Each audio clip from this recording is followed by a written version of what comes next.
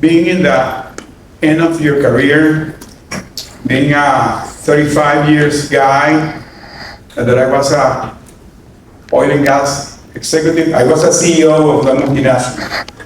In November 2017, I was called to a last-minute meeting to Caracas, Venezuela. I'm Venezuelan-born dual citizen, and we were set up in a international case, and I became an international hostage for 5 years. I stayed 5 years as hostage, and I came back in October last year through a prisoner swap that was done in a Caribbean island on San Vicente and Grenadine. You can Google our case. We became a brand. We became the 606. So my story today is based on my case, because our case, we went through a lot of situations. This happened during the Trump administration in 2017.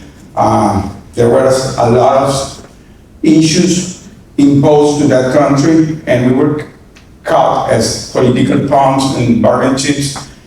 And we were in a really, really bad situation, because we were in a military base, a counterintelligence military base in a third floor basement. Was called the submarine.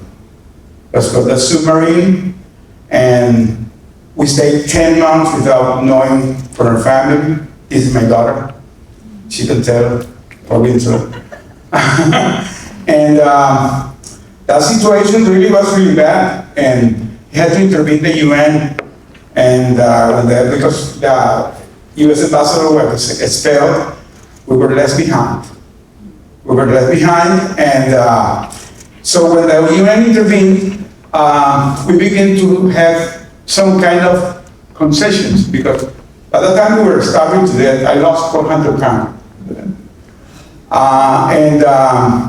When that happened, we were allowed to begin to receive some food, and our family began to send food from here, from the US to Venezuela.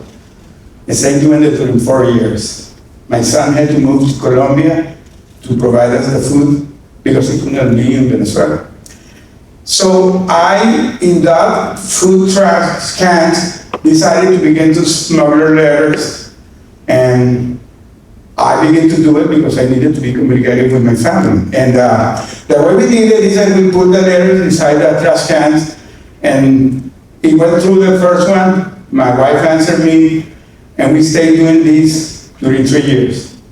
So when I came back, my wife has compiled 1,000 letters, and that's going to become my book.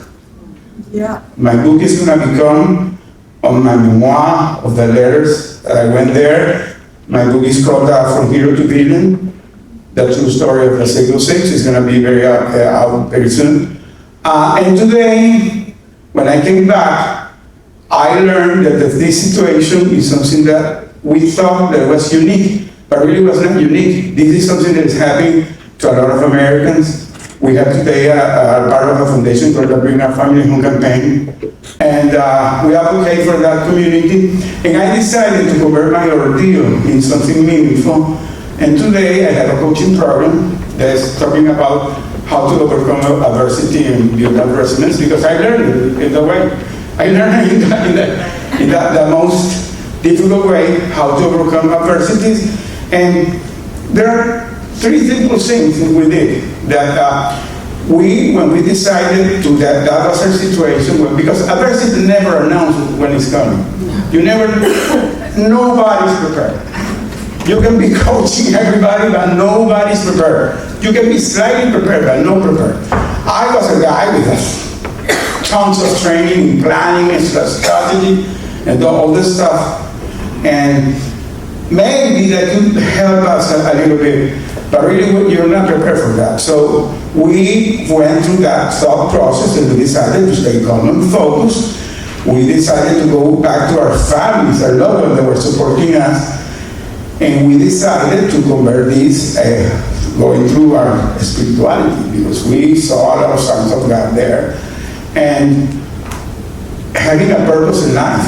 The purpose was coming strong in body, soul, and spirit for our families, and we decided to come back. And well, we came back.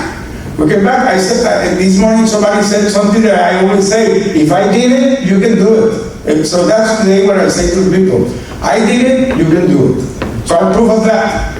And well, I decided to convert this into something meaningful. Today, I do this. I have been speaking, not publicly. This is my first public speech. I have been talking this in foundation, organizations about this. I was in the Congress talking about this because now we really wanted to change legislation to support the family. We have people that today are kept in Iran, in China, in Russia, in Cuba, and Venezuela, a lot of countries that are doing this. So I'm today a strong advocate for the community.